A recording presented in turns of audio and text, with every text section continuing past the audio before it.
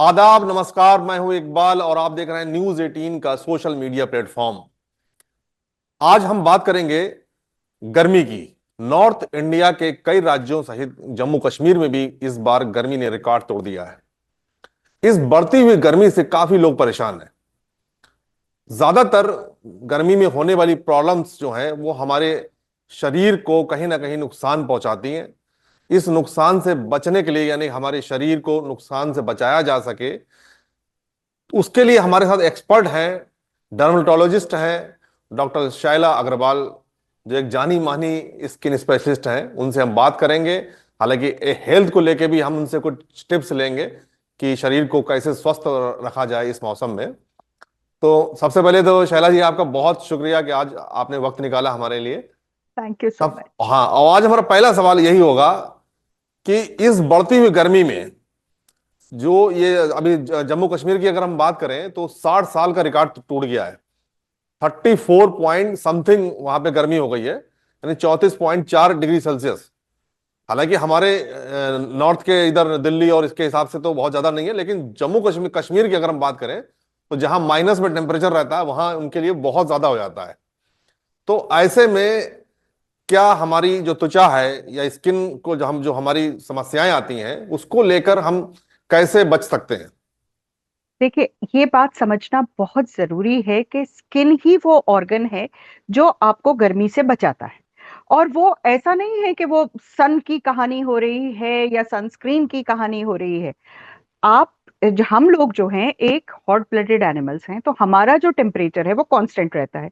चाहे 45 degree 34 degree हो या 4 डिग्री हो, तो वो काम हमारी स्किन करती है। तो ये बात समझना बहुत ज्यादा जरूरी है। और कहीं ना कहीं होता क्या है कि हम लोग अपनी स्किन को इस काम में हेल्प करने की बजाय उसमें कुछ ना कुछ अड़चन अड़चन डालते रहते हैं। जब जी अड़चन डालते हैं तो फिर प्रॉब्लम्स आती हैं, और वो जी प्रॉब्लम सबसे ज्यादा जो शुरुआती गर्मी में होती है। देखिए, क्या होता है कि धीरे धीरे आपकी बॉडी अडेप्ट कर लेती है, एडजस्ट जी कर लेती है। लेकिन जो शुरू के गर्मी के दिन होते हैं उसमें अभी तक हमारी एक्लिमेटाइजेशन नहीं हुई। जैसे आपने देखा होगा कि हम लोग जो एसी में सारा दिन बैठे रहते हैं, हमें गर्मी ज्यादा सताती है। जो जी बाहर काम कर रहा है वो एक्लिमेटाइज रहता है। तो उसको होने में वक्त लगेगा। और अगर आप अभी अपना ध्यान नहीं रख रहे हैं, अपने आप को डायरेक्ट सनलाइट से नहीं बचा रहे हैं, तो सबसे पहले जो होता है वो होता है हीट एग्जॉशन। आप जी एग्जॉस्टेड रहते हैं, चिड़चिड़े रहते हैं, शरीर में ऐसा लगता है कि हर वक्त एक सर दर्द हो रहा है। और हीट एग्जॉशन को अगर आपने ध्यान नहीं दिया तो फिर होता है हीट स्ट्रोक, जो एक इमरजेंसी हो जाती है। उसके अलावा सनस्ट्रोक एक बहुत बड़ी कॉज है।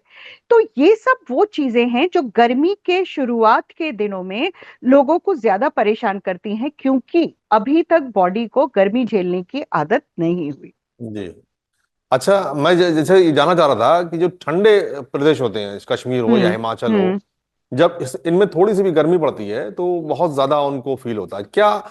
जो कश्मीर में रहने वाले लोग हैं, क्या उनकी त्वचा जो है बहुत ज्यादा सेंसिटिव होती है? नहीं, सेंसिटिव नहीं होती। उनका जो है वो अडेप्टेशन मैकेनिज्म हम्म, जो है वो थोड़ा सा डिफरेंट होता है। जैसे आपने देखा होगा कि पहाड़ पे जो रहते हैं तो उनकी जी स्किन थोड़ी सी थिक होती है, क्योंकि वहां सनरेज जो है वो बहुत ज्यादा डायरेक्ट होती हैं।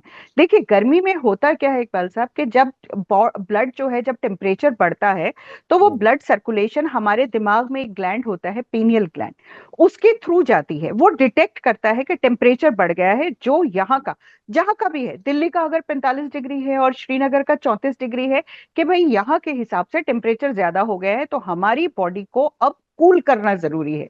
और कूल कैसे करेंगे? कूल करेंगे जब आपको पसीना आएगा। क्योंकि जी जैसे हम गर्मी में पीते थे कि ठंडे घड़े में पानी रखा, घड़े में पानी रखा और ठंडा हो गया। कैसे हो गया? क्योंकि जी वो इवेपोरेशन हुआ। तो वही कहानी यहाँ पर होती है। अब दिक्कत, जैसे श्रीनगर जैसे जगहों पे दिक्कत क्या है कि वो घाटी है, इट्स अ हम्म वैली। तो वैली में जो है वो हवा की सर्कुलेशन भी बहुत कम होती है, तो जिसे हम बोलते हैं ना कि वेट बल्ब थर्मामीटर टेम्परेचर, या आपको उमस फील हो रही है। जी तो उमस के मायने यही है कि आपकी इवेपोरेशन नहीं हो रही है पसीने जी की। और अगर इवेपोरेशन नहीं हो रही है तो आपको कूलिंग इफेक्ट नहीं हो रहा है। दिल्ली में रहते हुए फायदा कह लीजिए या नुकसान कह लीजिए, कम से कम लू चल रही होती है तो पसीना सूखता रहता है। जी। तो जहां पर पसीना नहीं सूख रहा है, वहां पर आपको बीमारियां होने का, हीट स्ट्रोक होने का चांसेस बहुत ज्यादा बढ़ जाता है।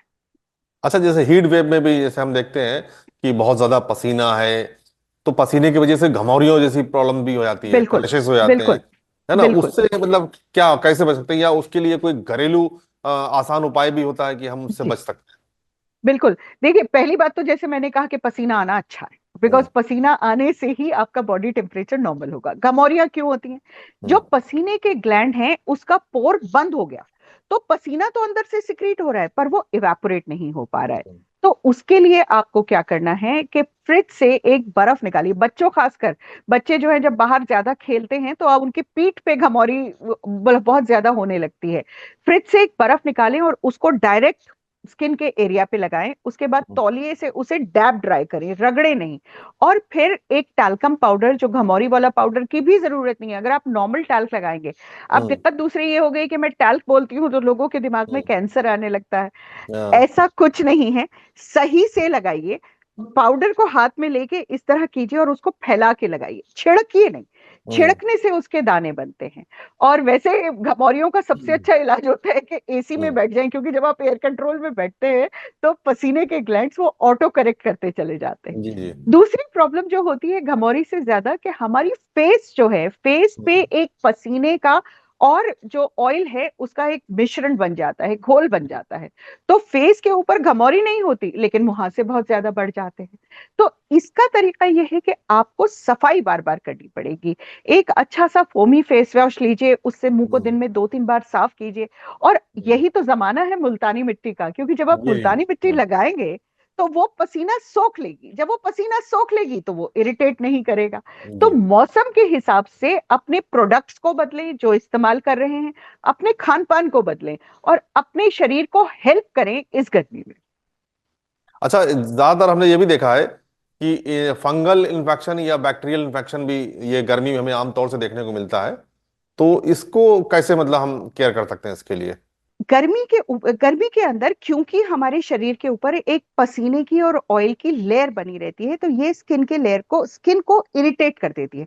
और जब स्किन इरिटेट हो जाती है तो उसका जो बैरियर फंक्शन है, स्किन का एक फंक्शन ये है कि बाहर कितना भी बैक्टीरिया फंगस हो वो जी स्किन के अंदर नहीं जाने देती। लेकिन जब आपकी लेयर ब्रीच हो रही है, मतलब इंटैक्ट नहीं है, तब यहाँ पर बैक्टीरिया और फंगस घेर कर लेते हैं। जी फंगस का मौसम और अभी 1 महीने बाद जब ह्यूमिडिटी आती है तब आता है। आजकल बैक्टीरियल उसका इन्फेक्शन आता है। आपने देखा होगा घमौरी भी कई बार उसमें पस आ जाती हैं, एक्ने आ जाते हैं, बच्चों के जैसे पैरों पे बहुत ज्यादा जी निशान होने लगते हैं। तो इन सब के लिए सबसे जरूरी है कि आप शरीर को ऊपर से साफ रखें। तो नहाना रोज तो जरूरी है ही है। हफ्ते में एक बार एंटीबैक्टीरियल सोप से नहाना भी जरूरी है। मैं हफ्ते जी में एक बार इसलिए बोल रही हूँ कि रोज रोज अगर हम एंटीबैक्टीरियल सोप इस्तेमाल करते हैं तो वो स्किन को और ज्यादा ड्राई करता है, और चांसेस ये हैं कि एक चीज ठीक करते करते दूसरी बढ़ जाएगी। तो स्किन को ड्राई रखिए। और हम्म उसके बाद सबसे जरूरी ये है कि जो कपड़े आप पहन रहे हैं वो कॉटन के होने चाहिए, ढीले होने चाहिए, हम्म ताकि उनसे भी हवा पार हो सके और स्किन के ऊपर ये जो लेयर बन रही है ये ना बने। लेकिन अगर इसके बावजूद आपको लग रहा है कि इन्फेक्शन हो रहा है, तो डॉक्टर के पास जाने में ज्यादा देर मत कीजिएगा, बिकॉज ये इन्फेक्शन अगर एक बार बैक्टीरिया बढ़ गए तो वो अपने आप ठीक नहीं होंगे, उसमें कहीं हम्म। ना कहीं एक मेडिसिन की इंटरवेंशन चाहिए है। अच्छा, एक चीज हम जानना चाह रहे थे, क्या मतलब ये पानी की कमी से भी स्किन पे फर्क पड़ता है? तो ये देखिए, जब एक पसीने। इसमें ये भी ऐड कर दीजिएगा, हाँ, क्या हाँ। मतलब जैसे हाइड्रेट रखने के लिए क्या पानी पानी ही जरूरी है, या उसके अलावा हम पानी के अलावा और क्या चीजें इस्तेमाल कर सकते हैं? स्किन के जो हमारा पीएच है, जो हमारा एक नॉर्मल तरीका होता है, उसको मेंटेन करने के लिए हमें स्किन को ऊपर से भी मॉइस्चराइज रखना है और अंदर हम्म, से भी अपने आप को हाइड्रेटेड रखना है। जी हमारा कई बार ये होता है कि हम लोग ये सोचते हैं कि गर्मी में तो मॉइस्चराइजर की जरूरत नहीं है, लेकिन गर्मी में भी मॉइस्चराइजर की जरूरत है। आप एक जेल बेस्ड मॉइस्चराइजर, आप एलो जेल को इस्तेमाल करें। वो आपकी स्किन के ऊपर एक लेयर बना के रखेगा, ताकि जो पसीना और इरिटेशन है वो आपको परेशान ना करे। जी। यहाँ पर दूसरी चीज ये है कि अगर आप एडिक्वेट पानी नहीं पी रहे हैं, अब एडिक्वेट क्या होता है? आज मुझे हम्म, कोई मिला जो 8-10 बोतल पानी पी रहा था, इतना नहीं चाहिए। 2 बोतल पानी आपको पूरे दिन में चाहिए, और इसके साथ साथ दिन में कम से कम 3-4 ग्लास आपको जो ओआरएस या नींबू की जो हम्म, शिकंजी बनती है, लेकिन वो नमकीन चाहिए, क्योंकि उसमें अगर आप चीनी डाल के पीते हैं तो वो शरीर से और ज्यादा पानी को खींच लेता है। आप उसमें छाछ का इस्तेमाल कर सकते हैं। जी लेकिन यहाँ पर अगर आप ये सोचें कि आप कुछ एनर्जी ड्रिंक पी लेंगे या फिजी ड्रिंक्स पी लेंगे, तो वो आपके शरीर में हाइड्रेशन नहीं करता है, बल्कि पानी की कमी और ज्यादा करता है। तो जी रोज कम से कम 2 बोतल पानी पीजिए, और बच्चों के लिए भी बहुत जरूरी जी है, जी। क्योंकि जो पसीना आ रहा है उससे वो ठीक होते रहे। उसके साथ बीच में उन्हें शिकंजी पिलाइए। अच्छा, बच्चे जैसे बच्चे आमतौर से जो स्कूल जाने वाले जो बच्चे हैं, उनको मतलब क्या सावधानी रखनी चाहिए? जो स्कूल जाने वाले बच्चे हैं, जैसे आपने देखा होगा कि गवर्नमेंट्स ने भी ये अब एडवाइजरी जारी की थी कि हम्म, बाहर ज्यादा नहीं रहना है। जी जो जी धूप होती है वो 11 से 4 बजे की बहुत ज्यादा खतरनाक और तेज होती है। यूवीए जी यूवीबी सबसे ज्यादा होता है। तो बच्चों के लिए ये है कि एक तो स्कूल वालों की हिदायत है कि भाई ज्यादा बच्चों को बाहर मत खड़ा कीजिए, पानी के ब्रेक्स दीजिए, जो जी टिफिन माएं दे रही हैं उसके अंदर हल्का खाना होना चाहिए और हाइड्रेशन होना चाहिए। फ्रूट्स अगर आप दे सकते हैं तो बहुत अच्छा है। यहाँ जी हम खाने की बात भी कर लेते हैं। देखिए, गर्मी में बहुत ज्यादा एनर्जी अपने शरीर को ठंडे होने में जा रही है। इसमें अगर आप हैवी फूड खाएंगे, हैवी का मतलब है जो आप सर्दी हम्म, में पराठे खा रहे थे, हलवे खा जी रहे थे, अगर आप गर्मी में खाएंगे तो वो एब्जॉर्ब ही नहीं हो पाएगा, बिकॉज शरीर के अंदर उतनी एनर्जी ही नहीं है। और जी आपको जो गर्मी लग रही थी, जो हीट एग्जॉशन हो रही थी, वो और ज्यादा हो जाएगी। तो गर्मी में गर्मी के हिसाब से खाइए। जो गर्मी के फल होते हैं, जो पानी वाले होते हैं, वो खाने चाहिए। और उसके साथ साथ कोशिश ये कीजिए कि हल्का खाना, रात को खासकर हल्का खाना खाएं। बच्चे जब स्कूल से आते हैं और माएं उन्हें हम्म, स्टैंड से या बस से लेने जाती हैं, तो तब ये कोशिश होनी चाहिए कि एक तो माँ के पास छतरी हो, अपने लिए भी और बच्चे के लिए भी। छोटी छोटी प्रिकॉशंस हैं जो जी बहुत जरूरी हैं, और आप अगर इसे आदत बना लेते हैं तो ये आपकी जिंदगी को बहुत आसान कर देती है। और माँ को ताकीद ये है कि अपने साथ एक बोतल में ठंडा नींबू पानी शिकंजी लेके जाएं, बच्चे को पिलाते हुए लाएं। जी घर जी आते ही बच्चों का मुंह धुलवाना बहुत जरूरी है। एक ठंडे एरिया में उन्हें बिठाएं जहां कूलर चल रहा हो, पंखा चल रहा हो। लंबे बाल है बच्चियों के, तो बालों को खोल के थोड़ी देर बिठाइए, ताकि जो पसीना बालों के अंदर आ गया है वो भी इवेपोरेट हो जाए। जब बच्चा ठंडा हो जाए, शांति हो जाए, तब उसको जी। खाने के लिए बिठाइए, और तब हल्का और स्वादिष्ट पौष्टिक खाना दीजिए। अच्छा, लगातार गर्मी में रहने से क्या मेंटल जो हेल्थ होती है उस पर भी फर्क पड़ता है? गर्मी में ज्यादातर जो है, जिसे हम हीट एग्जॉशन में बार बार बोल रही हूँ, आदमी चिड़चिड़ा हो जाता है। हाँ। चिड़चिड़ा का मतलब है कि वो जो डिहाइड्रेशन हो रही है, तो वो तो हर जगह हो रही है। तो हम्म, ब्लड में दिमाग को ये नहीं समझ आ रहा है कि ये इतनी थिकनेस क्यों हो रही है। जैसे सर्दी में जब धूप नहीं आती है तो डिप्रेशन होता है, जी लेकिन गर्मी में गर्मी की वजह से और डिहाइड्रेशन की वजह से चिड़चिड़ापन होता है, जो अगर आप एडिक्वेट मात्रा में थोड़ी सी नमक के साथ चीजें खा लेंगे तो वो काफी हद तक ठीक हो जाता है। जी। अच्छा, एक और सवाल करना चाहेंगे, क्या गर्मी के कारण पहले से मौजूद बीमारियां जैसे अस्थमा है, डायबिटीज है या हाइपरटेंशन है और भी बिगड़ सकती है क्या? ऐसा नहीं है, ऐसा सिर्फ गर्मी की वजह से नहीं है। गर्मी को दूर करने के लिए अगर आप कुछ ऐसा नुस्खा कर रहे हैं कि जिसमें चीनी ज्यादा है, ये उससे हो सकता है। हाइपरटेंशन वाले के साथ दिक्कत ये होती है कि अगर आप पानी नहीं पी रहे हैं और आपका ब्लड जो है वो थिक होता जा रहा है, मतलब कंसंट्रेटेड हो रहा है, तो जी ब्लड प्रेशर का मतलब ये है कि आपकी जो नसें हैं, जो खून की नसें हैं, वो ऑलरेडी अंडर प्रेशर हैं। तो यहाँ पर अगर आप एडिक्वेट पानी नहीं पींगे और आपका ब्लड जो है वो थिकर होने लगेगा, तो हार्ट के ऊपर थोड़ा सा बोझ ज्यादा पड़ जाता है। जी जी। डायबिटीज का ऐसा कुछ गर्मी से ताल्लुक नहीं है, लेकिन रेगुलर डायबिटीज कंट्रोल वालों को अपना कंट्रोल करना पड़ेगा। चलिए मैडम, बहुत शुक्रिया, आप हमारे साथ जुड़ी, आपने अपना वक्त दिया। आगे भी हम आपको जोड़ते रहेंगे, आगे भी अपडेट लेते रहेंगे, बीच में काफी कुछ है। तो चलिए, बहुत शुक्रिया। Thank you. Thank you so much. गर्मी से अपने आप को बचा के रखिए, अपनी स्किन के ऊपर एक कैलेमीन लोशन जैसी चीज लगा के रखिए, और पानी पीते रहिए। गर्मी आपको परेशान नहीं करेगी। चलिए, बहुत थैंक यू, बहुत शुक्रिया आपका। तो आज इस हमारे एपिसोड में फिलहाल इतना ही। आगे हम फिर अगले एपिसोड में फिर मिलेंगे किसी और हस्ती के साथ।